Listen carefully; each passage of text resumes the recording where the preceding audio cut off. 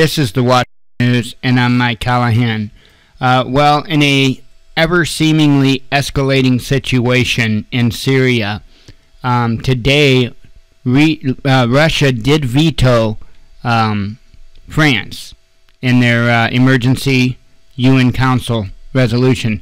So anyway, this is the story. Russia vetoes France's Security Council resolution on Syria.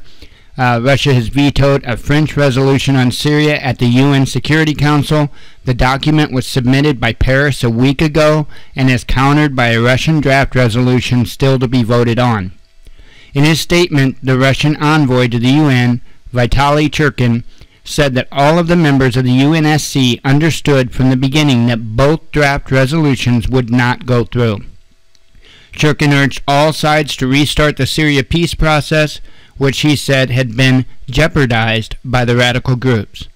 The French proposal implied upgraded coordination of monitoring the situation in Syria and reactivating the cessation of hostilities in Aleppo.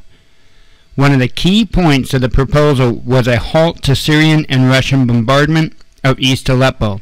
However, Moscow and Damascus repeatedly stressed that they are targeting terrorist hideouts there, which have been jeopardizing the cessation of hostilities. Russia, on its part, submitted to the UNSC a counter-resolution on Syria.